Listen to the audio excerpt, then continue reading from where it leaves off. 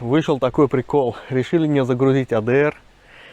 От рампы отъезжаю, двери закрываю. А таблички-то нету сзади. Прицеп новый, а ее не повесили.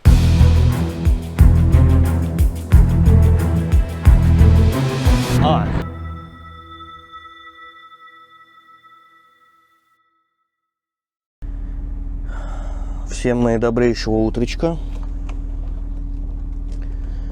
Стоим с вами в Есхейме. Я стою, а вы смотрите, как я готовлю чаек на выезд. Нам тут осталось ехать совсем чуть-чуть. Буквально 60 километров, и у нас вторая выгрузка, заморозка. И у меня сейчас работает холодильник на заморозке. Слышно, как он работает, нет? Потому что холодильник прямо-таки новый. Прям вообще новый. Пойдемте быстренько глянем. Я поеду выгружусь и попробую вам тогда такой мини-обзорчик запилить.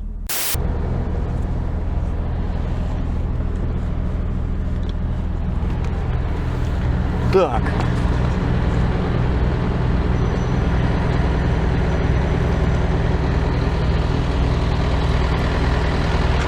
Вот, собственно, он у нас работает на заморозке. Минус 22. На улице плюс 17.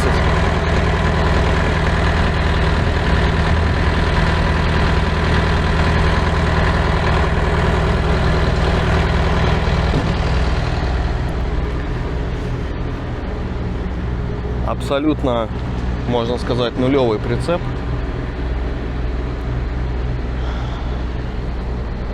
Блестит свежими красками и свежими ящиками, еще не побитыми и не покоцанными.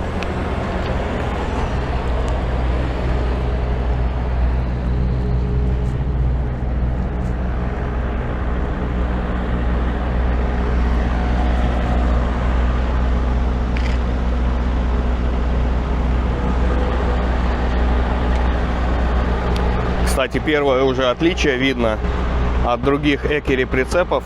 Задний свес длиннее. Колесную базу сместили вперед немножечко.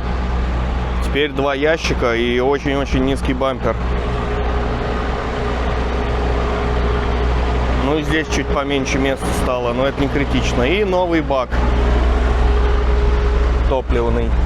Зачем-то его развернули вот так. Еще фильтр сюда присобачили. Измерения в процентах.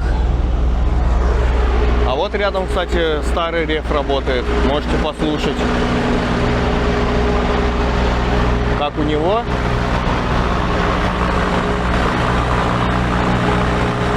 Минус 5 стоит.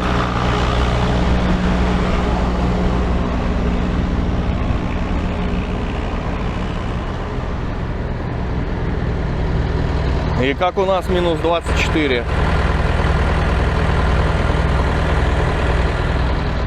Стоп, еще одна вещь, сразу же покажу. Так как раз заморозка. Сейчас увидите. Новый прицеп. Ой. Смотрите. Смотрите на края. Видно? Все в изморози. Потому что мягкая стенка. Смотрите, как она, насколько ее криво поставили. Волнообразно. Но ее практически ровно поставить нет никакой возможности. Смотрите на пол. Все в изморози. Я более чем уверен, что вот здесь фрукты, овощи, первые палеты наверняка были подморожены. Новый прицеп, и почему-то вот такая мягкая стенка. Зачем, не понимаю. А так, все новье. Тут даже штрих-код есть, можно ознакомиться. Второй агрегат висит. Бары для второго этажа, для даблдека так называемого. Уплотнители, петлички новые. Ах, красота, прям таки вообще, прям приятно. уплотнители. Посмотрите, уплотнители как заходят. Посмотрите, они прямо застревают. Свеженькие. Ой, мама моя родная. Давайте, знаете, что еще? Время есть, в принципе, мы не спешим. Я сейчас градусник туда к стенке поднесу. Посмотрим, какая там температура. Вот он. Старый друг и товарищ и помощник.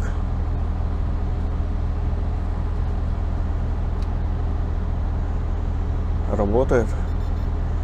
Работает.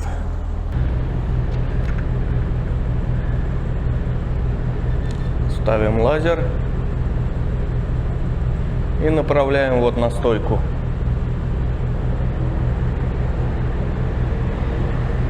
-2. Направляем на стенку, на угол.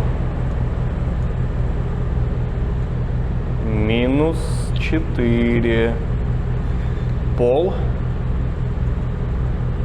-6 почти. -6, да. А вот туда вот прямо в отверстие. Надо же, 0, +1 наверху. Ну, наверху всегда теплее. -1. Здесь пол. Короче, средняя температура вот по этой стеночке -3 градуса, можно сказать так. А вот здесь сразу рядом -1, да, по стеночке. Вот это вот весь периметр, где-то в радиусе почти метра, -1. Но груз у нас, фрукты приняли, подписи поставили. Мы чисты. Поехали, выгрузим это все дело.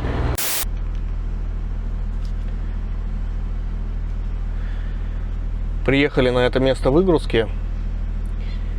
Нам сказали подождать. Ну, подождем. И пока посмотрим, пойдем, как вообще работает эта холодильная установка, как ее управлять. Попробуем разобраться.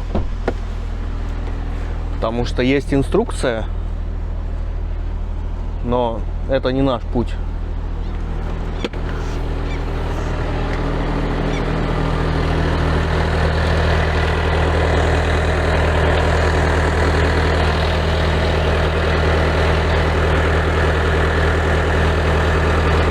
Итак, у нас здесь есть статус одного отсека. Окей, у нас включен один отсек. Значит, как нам включить второй? Так, ну изменить температуру это просто стрелочками. Подтверждаем.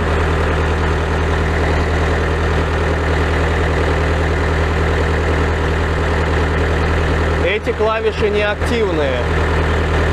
Это тоже. И это неактивно. Значит, меню. Вот. Первая секция, вторая секция. Работает дизель. Текущее состояние. Так, стояночное, это значит, вот этой клавишей подтверждаем электричество. Он перейдет на электричество. Вот, второй отсек включен. Теперь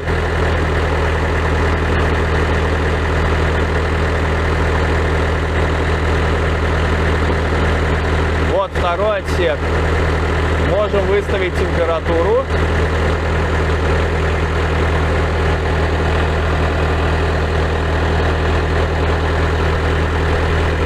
Ну и теперь у нас два отсека. Что мы можем посмотреть? Меню, данные, датчики. Ага, понятно. Все данные, короче, о температурах можем посмотреть.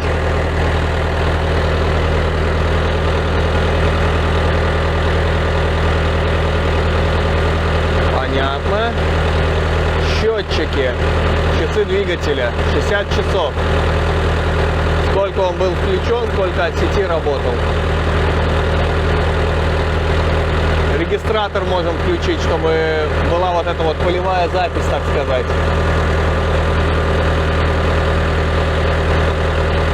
Так, ладно, второй нам не нужен. Второй выключаем. Кстати, видели, там 60 часов он наработал уже, этот холодильник. Его заправили один раз до отсечки. Пойдем посмотрим сразу на первый, скажем так, подозрительный нюанс этого холодильника. На бак. Мой коллега, хороший приятель, заправлял его в Эстонии, прямо перед выездом. Он его принял новым, этот прицеп, и заправил. Заправил, как оказалось, немножко неправильно. Он заправил его по привычке до отсечки. Вот. А этот холодильник, как ни странно, заправляется вот до 85%. Иначе он начинает потеть. Выдавливается давлением от жары или что-то такое, в общем. Ну и вот он у нас 60 часов отработал. И посмотрите, сколько он съел. Вообще ничего, считайте. Выглядит подозрительно. Я не знаю, сколько он там миллилитров в час ест, но как-то уж очень все хорошо. Но мне сказали не париться. Я и не парюсь. Давайте посмотрим, что тут есть. Новенькие ручки. Ай, красота. Супер. Тут все по классике. У нас есть запаска. И у нас есть дополнительные для даблдека перекладины. Бары, если хотите. Есть крышечка какая-то. Колечко. Вот новенькое все. Посмотрите, чистенькое. Ай. Вот с таким прицепом любо-дорого работать. Так, ключики здесь. Ключики от отсеков. Замок хорошо защищенный, верхний и нижний. И здесь еще одни ключики.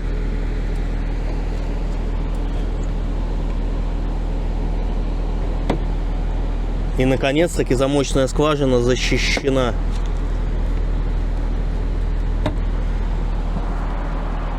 Но эти отсеки никто не закрывает здесь, в Скандинавии, потому что... А зачем? Кому-то разве что-то надо. Так, здесь комплект ключиков. И здесь новый ящичек пустой.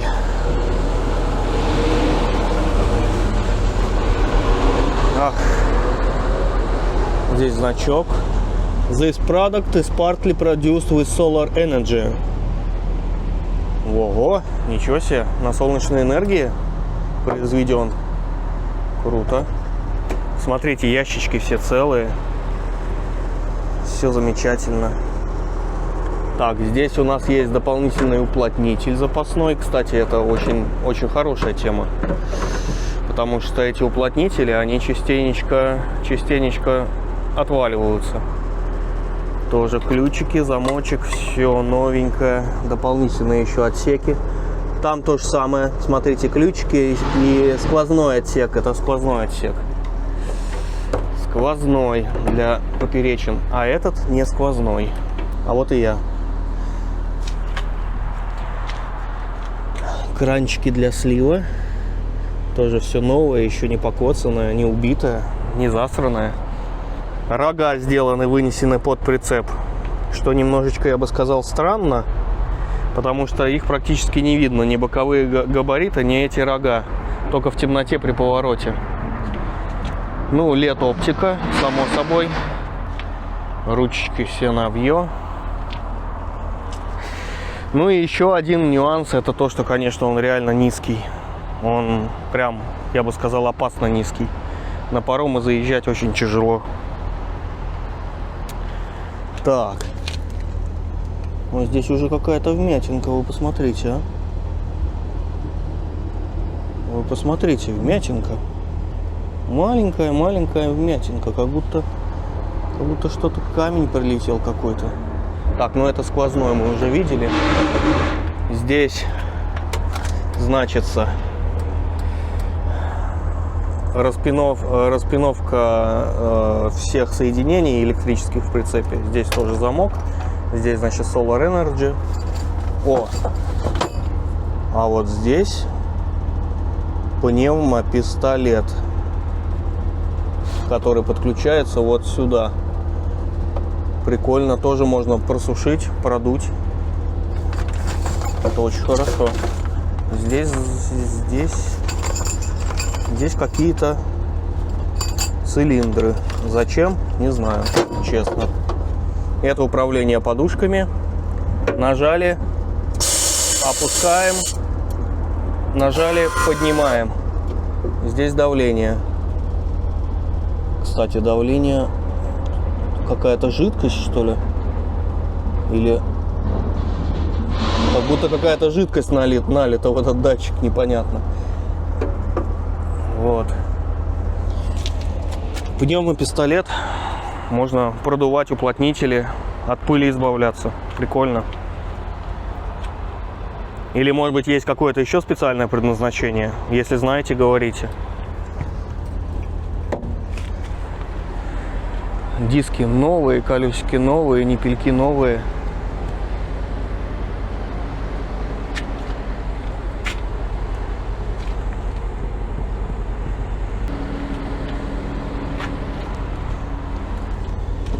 Так.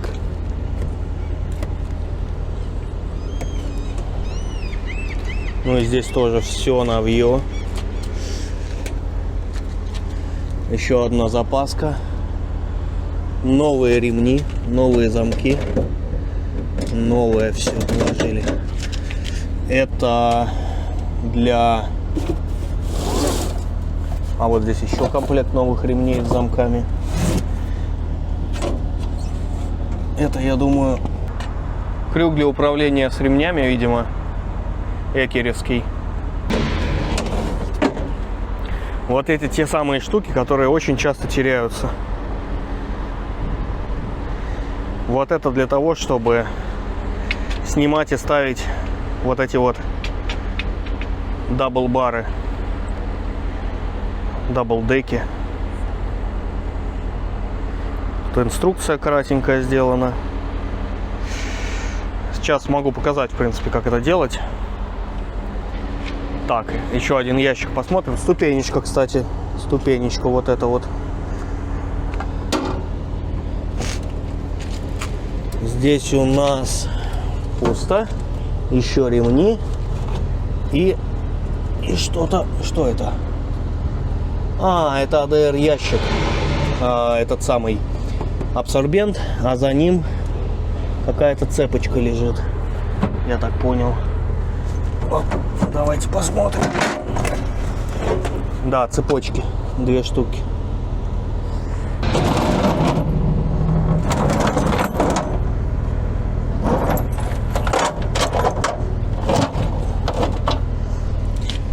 Но места много, можно порядок навести на самом деле. Это ставим сюда.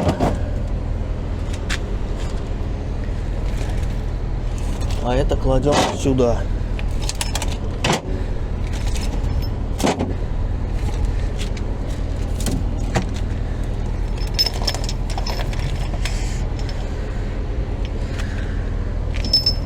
Помните, да, для чего вот эти штуки? Гантельки.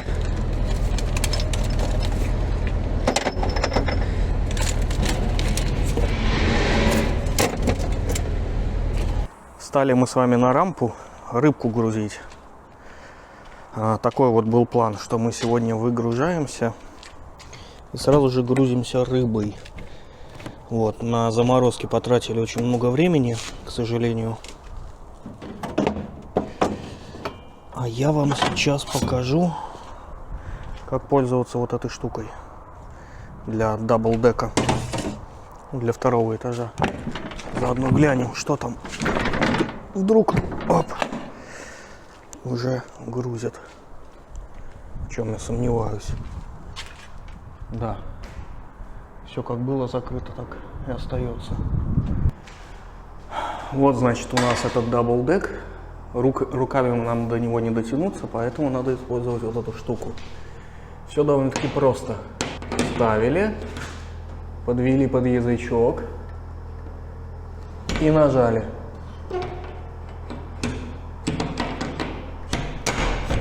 И она едет вниз.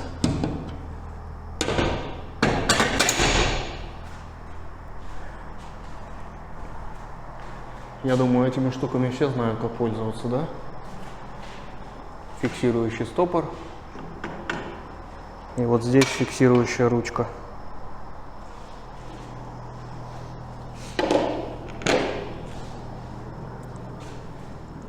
О, как интересно, смотрите. Агрегат не защищен. О как. Что еще хотел сказать про прицеп, это то, что у него очень удобные соединения, универсальные. Можно как и лягушками его подцепить, обычными так называемыми, так и быстрым соединением, как у меня сейчас.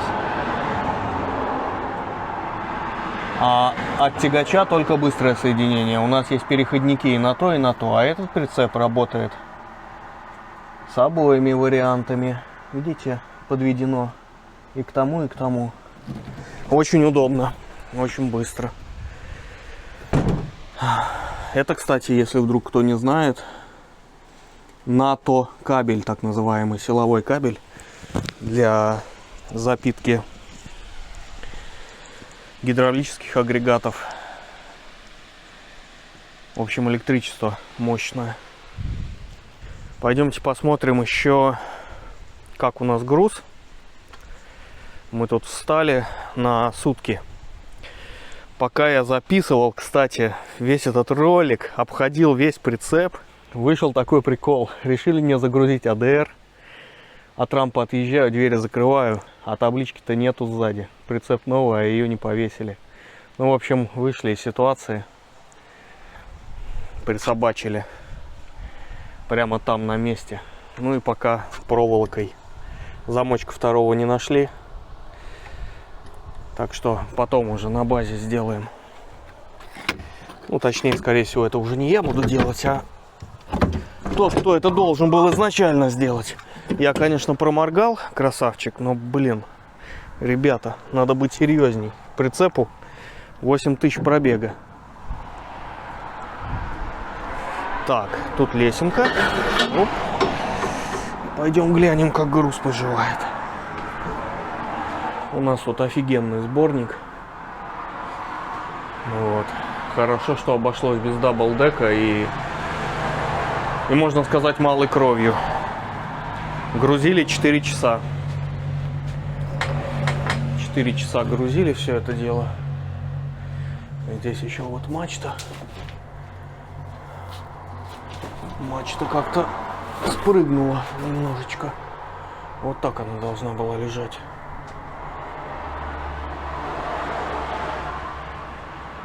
Да, в принципе, вообще по барабану. Как накидали, так накидали. Вот этот вот АДР притянул ремешками так чисто символически. Потому что прикол в том, что этот замок, он не влезет просто туда, за бочку. Они по ширине только-только проходят. Здесь у нас, кстати, чего я мучаюсь? Свет. Свет. Где свет? Нету света. Чтобы включить свет на прицепе, надо сначала вот эту вот программируемую так называемую клавишу нажать один раз. Это просто включить-выключить.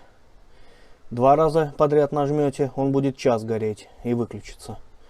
Ну и дальше тут 3 секунды что-то программирование, это я уже не обращаю внимания. Но дело в том важное, что при этом у вас должны гореть габариты. Вручную надо включить габариты. И тогда только будет работать вот эта клавиша. Смотрите.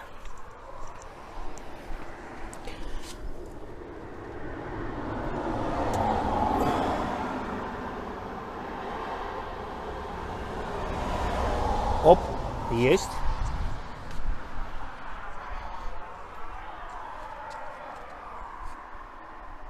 Свет зажегся. сейчас. Опа. Вот, свет горит. И теперь работает и эта клавиша. Вот так.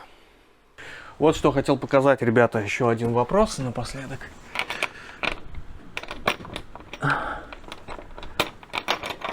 Опа. Так, во-первых, юзер-мануал для тех, кто сомневается. Вот, можете отсканировать. Телефон возьмет из монитора. И вот эта вот штука. Фокусируемся. Кто знает, для чего она может быть? Вот этот вот кольцо с таким фиксатором. В инструкции не нашел. Крепится вот сюда. Вот в эти пазлы. Подскажите, если кто знает.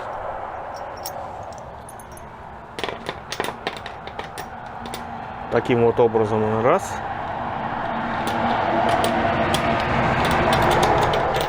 И заходит.